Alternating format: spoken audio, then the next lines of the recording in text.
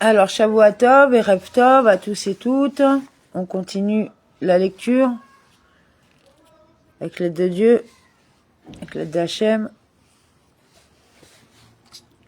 Toujours pour la réfoua de Madame Colette Arous. Comment elle s'appelle déjà? Elohia. Bat, fille de Shninette Arous, Sribi et Eli Arous. Alors, 27 Iyar, 5785, l'écouter à Marim, chapitre 52, suite.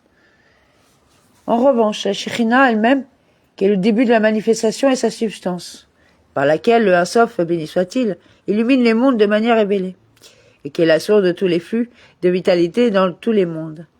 Toute la vitalité en eux n'étant rien de plus qu'une lumière qui émane d'elle, la Shekhinah, comme la lumière qui se répand du soleil.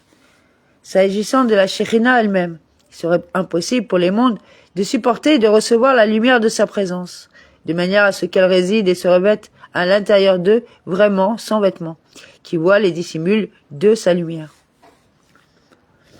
Ils ne pourraient directement recevoir sa lumière de manière révélée sans que leur existence ne soit complètement annulée dans leur source, telle l'annulation de la lumière du soleil à l'intérieur de sa source, dans le corps même du soleil, où cette lumière n'est pas visible et seul apparaît le globe solaire même. Dès lors que la Shekhinah est la source de vitalité de toute la création, qui ne reçoit qu'une lueur de celle-ci.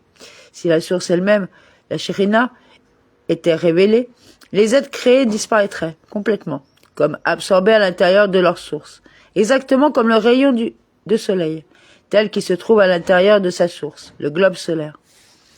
Afin que la Shekhinah réside à l'intérieur des mondes et être créée, sa lumière doit être voilée.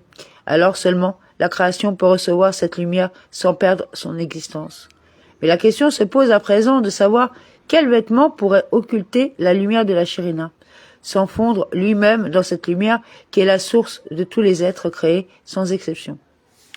Autrement dit, si le vêtement lui-même, issu de la Shekhinah, revêt sa lumière, ne devrait-il pas perdre lui aussi toute existence propre? Telle est la question à laquelle le Tanya va à présent répondre. Mais quel est le vêtement qui pourrait occulter et revêtir la Shekhinah sans que son existence propre ne disparaisse dans sa lumière? C'est la volonté, béni soit-il, et sa sagesse revêtue de la Torah et de ses commandements, qui nous sont révélés à nous et à nos enfants. Celles-ci peuvent servir de vêtements pour la lumière de la Shekhinah sans pour autant que ce vêtement ne disparaisse dans sa lumière. Pourquoi? Car la Torah est issue de la sagesse, c'est-à-dire Orma Ilah, la séphira de Orma du monde d'Atsilut, qui est bien au-delà du monde de la révélation, la Shekhinah. Comme expliqué plus haut, la Shekhinah représente le stade initial de révélation et est pour cette raison qualifiée de monde de révélation. Or, Orma Ilah se situe au-delà de toute forme de révélation, car il est sage se rapportant au niveau de la séphira de Orma du monde d'Atsilut, mais non d'une sagesse connue, etc. Et comme expliqué plus haut, la lumière infinie, béni soit-il, est revêtue de Orma Ilah et unie à elle, et lui, béni soit-il, et sa sagesse sont un. La séphira de Orma d'Atsilut ainsi que les autres degrés du divin qui se rattachent au Moïn transcendent le niveau de la Shekhinah.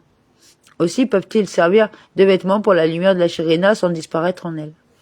Mais une question plus forte encore se pose à présent. Les êtres créés ne peuvent supporter la lumière de la Shekhinah comment? A fortiori, supporterait-il ce qui la dépasse? À cette question, le texte répond.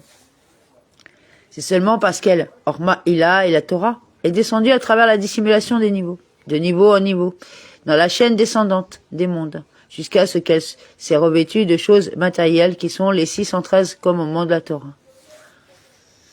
La Torah est descendue jusqu'en ce monde pour s'y habiller d'objets matériels. À travers cette descente, elle devient le vêtement qui voit la lumière de la Shekhinah, un vêtement adapté aux êtres créés. Amen ve Amen.